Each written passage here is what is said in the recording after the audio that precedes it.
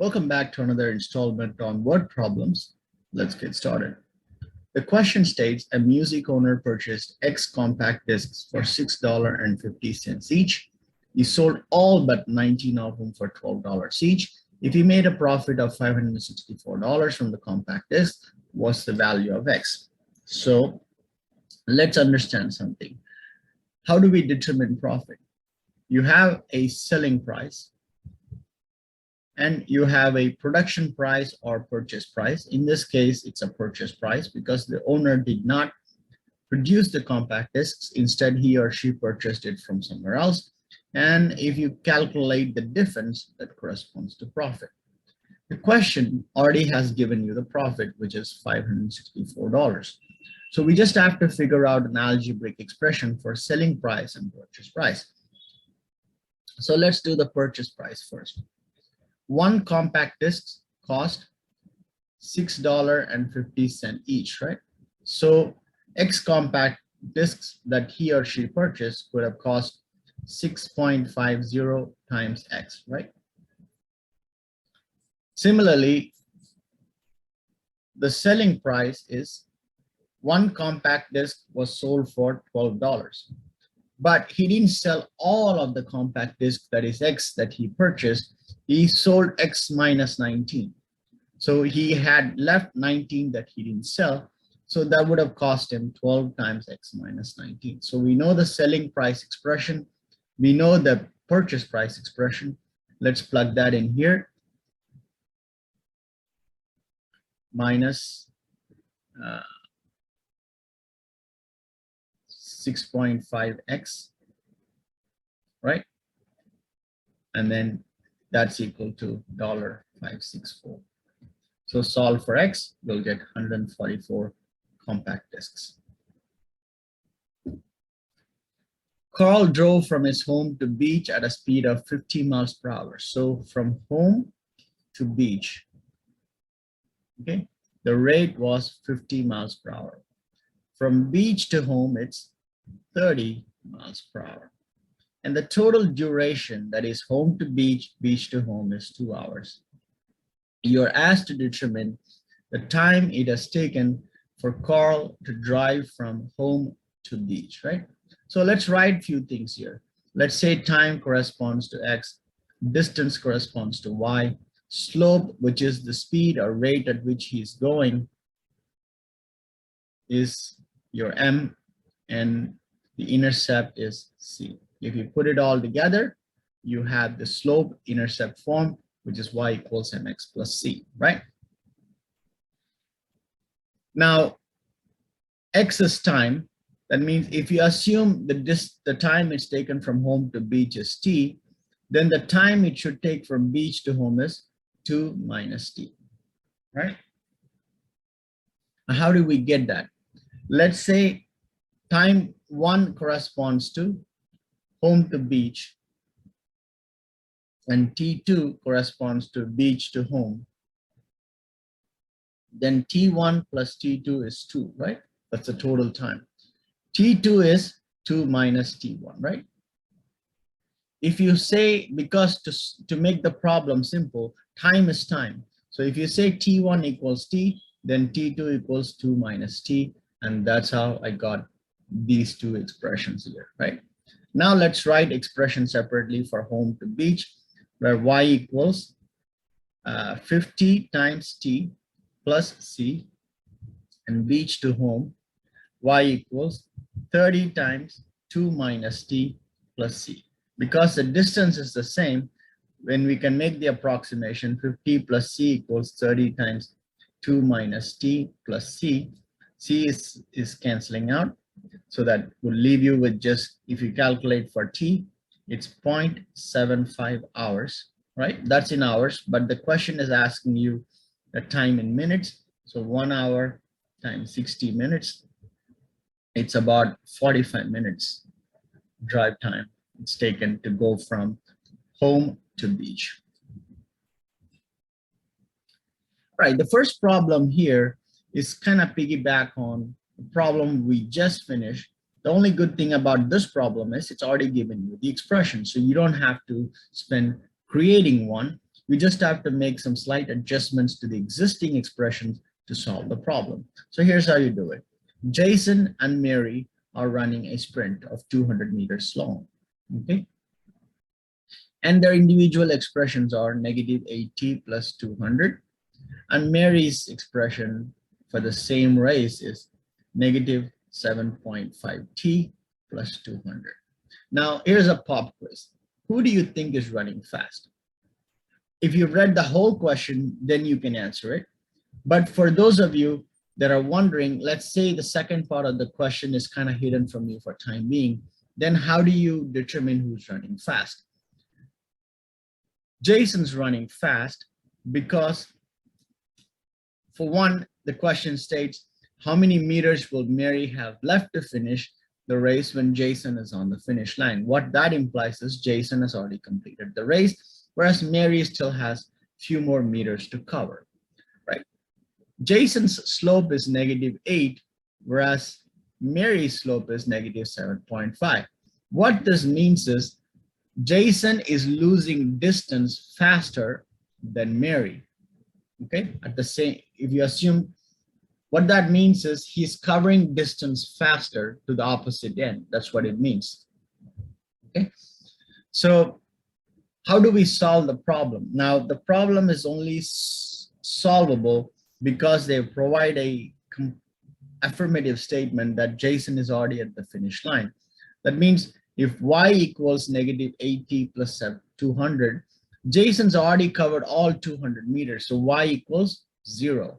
So 0 equals negative 8t plus 200, so t equals 25 seconds, okay, because time is expressed in seconds in the question.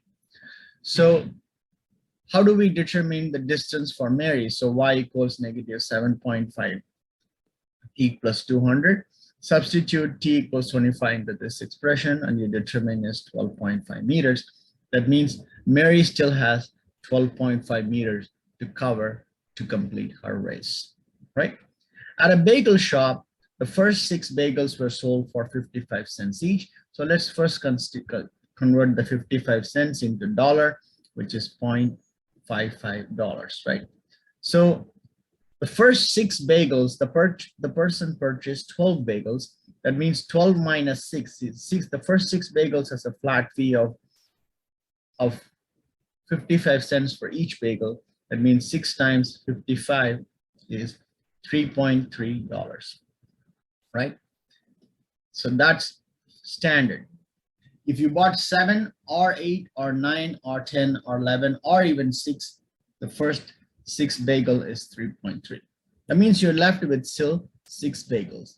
And for the remaining 6, 1 bagel cost C cents, right? So 6 bagel would have cost 6C. Now here's a conundrum. A, you converted the 55 cents into dollar, but you're not converting the C cents into C dollars. Then my entire expression would be in dollars. Well, I had the same thought, which is why I'm going over it. Why are you assuming that it is somehow less than 100 cents? What if the bagel was $1? We don't precisely know what that C is. That's the whole problem. So fighting over it to convert it into dollar has no real meaning here. What if the bagel was 100 cents, which is $1? Then it would have stayed as C, right? If only if it was 99 cents, then it would have been whatever variations of it, right?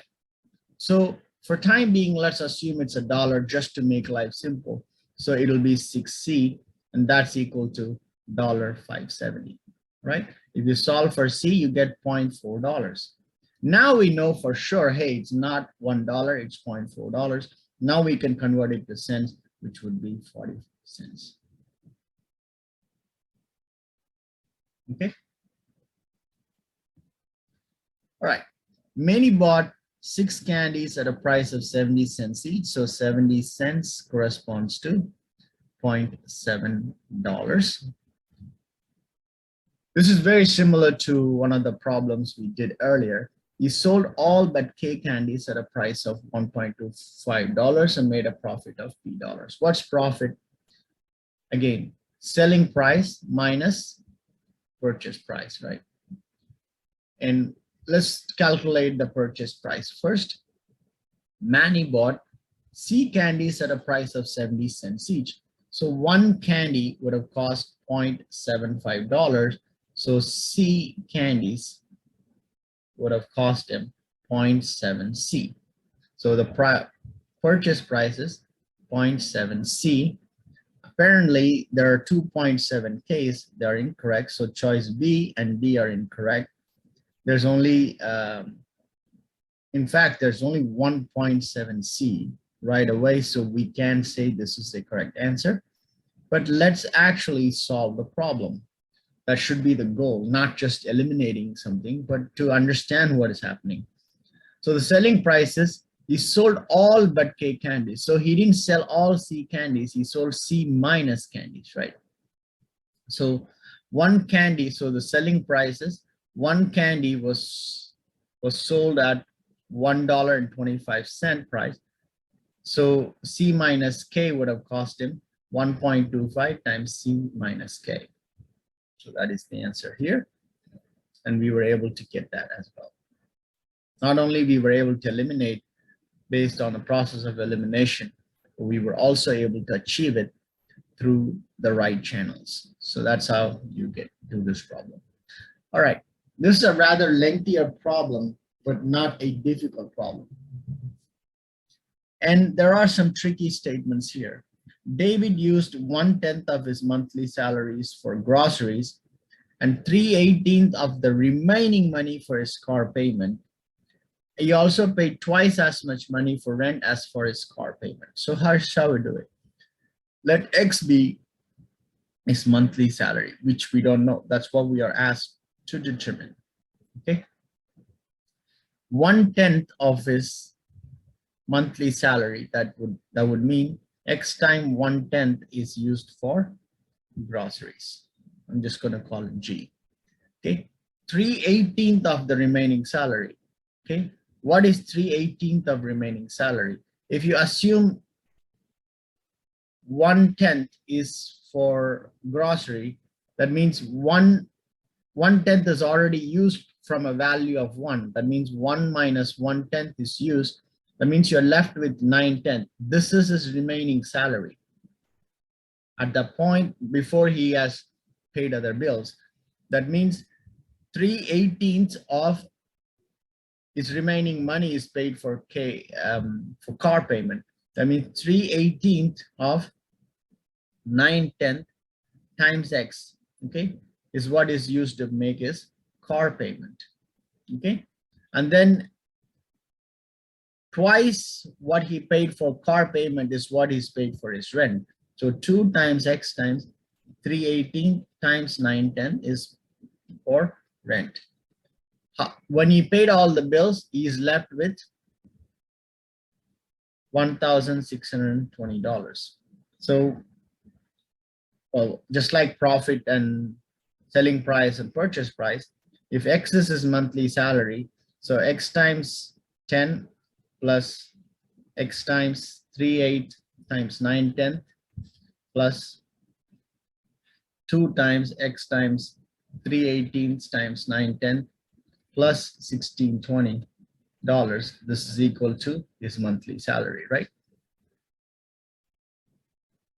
So solve for X and you'd get $3,600. In lieu of space and the length of the time of the video, I'm not going to sit and calculate the X value for this lengthy expression, but if you do calculate it, you're going to get X is $3,600.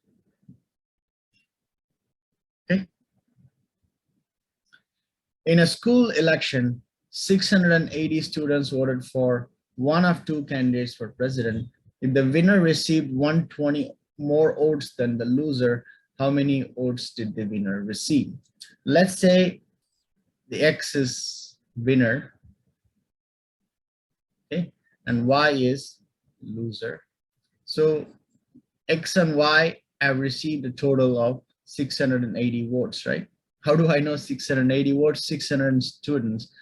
One student can only vote once. That means one student voted, a student voted, that means 660 students corresponds to 680 votes, right? If the winner received 120 votes more than the loser, so that means X equals Y. I mean, you can say the winner, what if he, yeah, if the winner received 120 votes, then the loser, right? So X equals Y plus 120, right? That's what it means. So Y plus 120 plus Y equals 680. So 2Y plus 120 equals 680. So 2Y equals 680 minus 120 is 560 divided by 2. So Y is 280. So this is how many votes the loser received. How many votes did the winner receive? So that is X equals Y plus 120. So 280 plus 120 is 400 votes, right? Because think about it, 400 plus 280 is 680. That adds up. So, all right, final problem in this setup. If a gas tank contains 15 liter of gas and it is 3/8 full, how many additional liter of gas are needed to fill up the tank? That means 3/8 of X. This is very similar to the rent car payment. 3/8 of X is, we don't know what is the total capacity of the gas tank, which is X. So 3/8 of that X is 15 liters, right? So X equals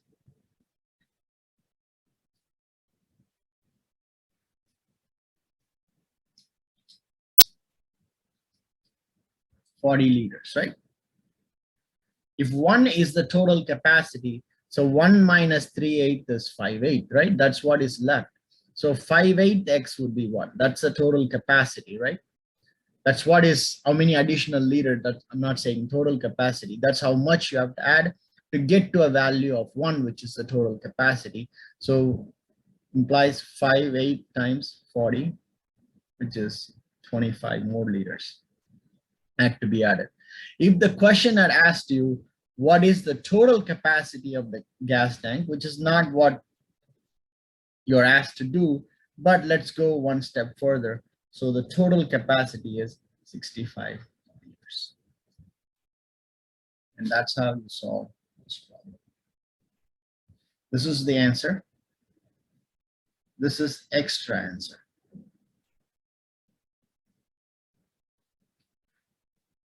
Right. Thank you for watching. If you haven't already subscribed to my channel, please consider subscribing and stay tuned for more videos on word problems and more videos on SAT mathematics and ACT mathematics concepts. All right. Bye-bye.